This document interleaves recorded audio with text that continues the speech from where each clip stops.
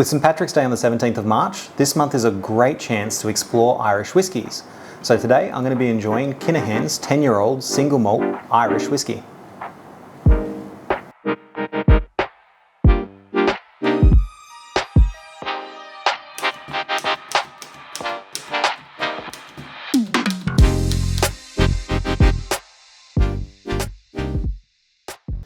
Hey guys, I'm Nath Martin, the Whiskey Scribe. I'm a whiskey enthusiast and I love all things whiskey. But taste is subjective, there's a lot of whiskies out there and a lot of different ways to enjoy them. So whether you're a whiskey connoisseur or you're just looking to understand a bit more about it, let's explore it together. If you want to see more from me, please consider subscribing. I put up new videos every week. You can also follow me over on Instagram. Now, when I first started looking into the history of Kinahan's, the first thing that started coming up was investigative journalism pieces on the Kinahan's crime cartel in Ireland. I'm pretty sure this whiskey is separate to that. I think. Probably. Maybe. Anyway, the whiskey brand itself has a long history, and it's not even a distillery. Kinahan's is a whiskey brand that purchases or contracts new make to be made by other distilleries, and then it independently blends or ages those whiskies before selling onto the public. And they were founded in 1779 with the intention of doing things differently. Now, in the late 1700s, most of the whiskey that was available in Ireland was clear and it was straight off the still. It hadn't been aged and it was pretty rough. If you've ever tasted new make before, imagine buying a glass of that over the bar.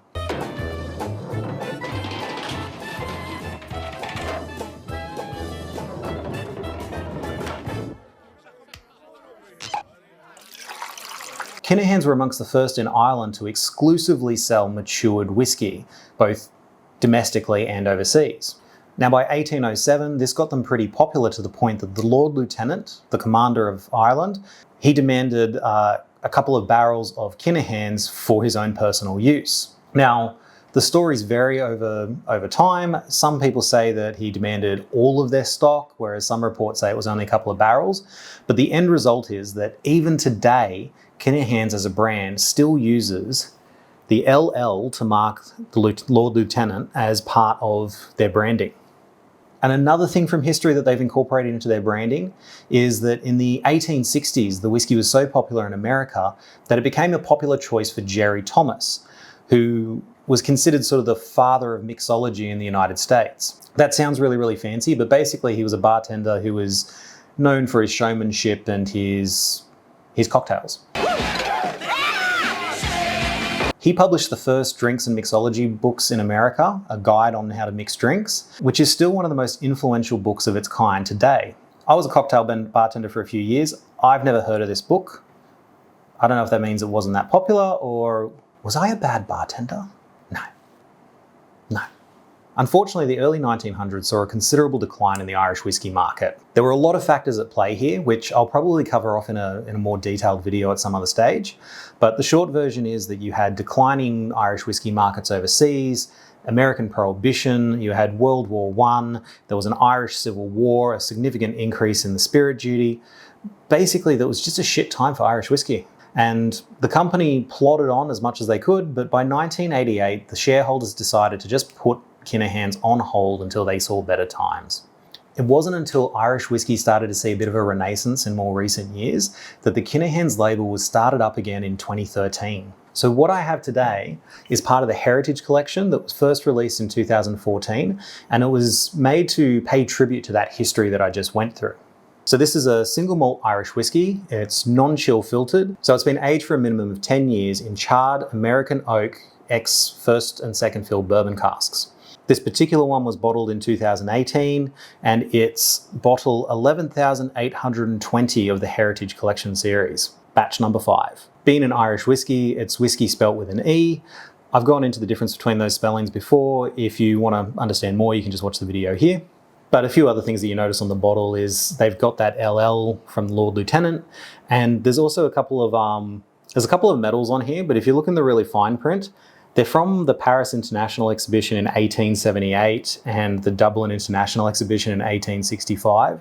So I think they're awards that were given to the whiskey brand, not this exact whiskey that was bottled over 100 years later. A little bit of free license they're using there. Why not? But now we can finally try the whiskey. So if you look at that, it's got a very light golden colour. It's very biscuity on the nose. I'm getting a fair bit of malt. If you sniff it a bit further, you start to get some of the more sweeter notes. There's kind of a little bit of, it's not quite chocolate, it's more like hazelnut, but it's very subtle. I've seen some notes for this that say that you get some tropical fruits on the nose. I'm not so much getting tropical fruits, I'm sort of getting more, I'm getting fruits that are still good to eat, but they're probably getting a little bit ripe. So things like very ripe pineapple, but more like ripe banana or maybe apple. It's not often you get banana and apple at the same time. It's a really interesting nose. Next step.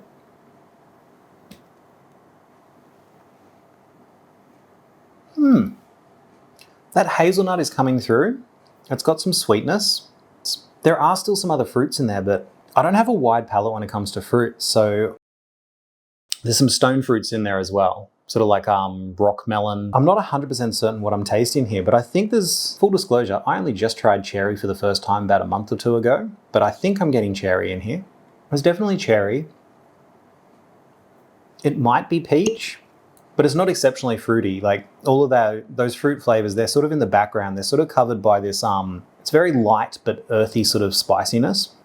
Kind of like a spiced fruit salad, maybe? Fruit salad. Yummy, yummy. But the other thing I'm sort of missing out here is, and it's almost a given because it spent 10 years in bourbon cask, there is still that background bit of vanilla. There's a little bit of toasted oak in there. Yeah, now that I'm having a bit more, I'm getting a fair bit of oak. It's nice though. It's very nicely balanced with the other flavors, especially in that the oak didn't really come through until about sort of the third or fourth taste of it. And then on the finish, you've got that, again, that sort of hazelnutty chocolate, almost mocha coffee is sort of just very lightly sitting at the back of the palate. And there's this real slow burn that makes its way down your chest. It's really, I imagine that this would be a really nice drink for a cold winter's night. It's light, it's easy drinking, but it really warms you up. Oh, wait on. There's a really faint hint of fresh tobacco in the background as well. Not like a cigarette, but more like a leaf that hasn't finished drying out to be used to make a cigar. That's really good for a 10-year-old whiskey, and I can't remember the price of this. It's an entry-level sort of price, and for a 10-year-old whiskey at an affordable price, that's really good. There's a lot of character in there to get through, but it's really, really easy drinking at the same time. Now, in spite of the really long history, one of the things Kinahan's really wants to maintain is that reputation for being pioneers in Irish whiskey. And one of their other releases that they've done that I have tasted before is what they call hybrid casks.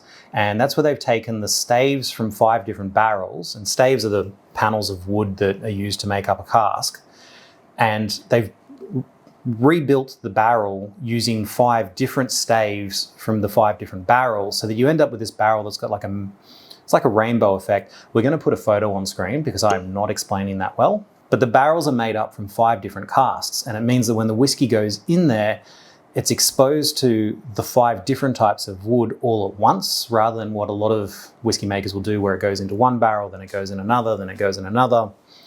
And the result is quite a complex whiskey where if you explore around, you can actually find notes from each of the individual woods.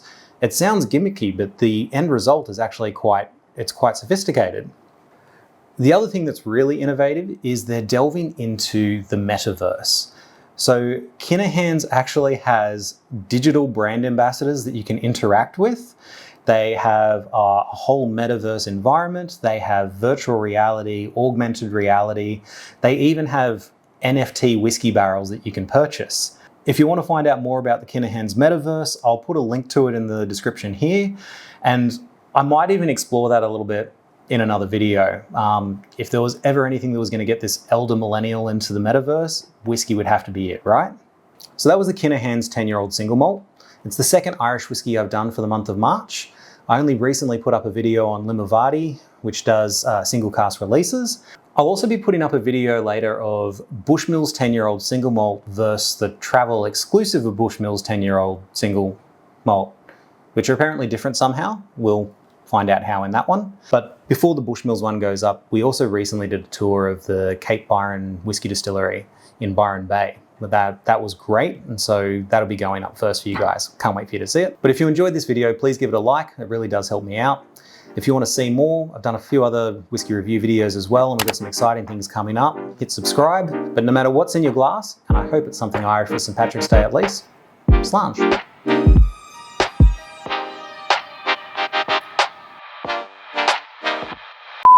Hey guys, I'm Nathan Martin, the Whiskey Scribe. I'm a whiskey enthusiast and I love all things whiskey. For some reason I just thought that whiskey was the wrong word there. It's like, what else was it going to be? What else was I going to say? Did you say penis? I said wieners. Wieners. Did I just do that in one go? One go! How many videos now? You shut the door. Yeah, I'll handle it. Jess is pooping. Hey! You're the one who edits it.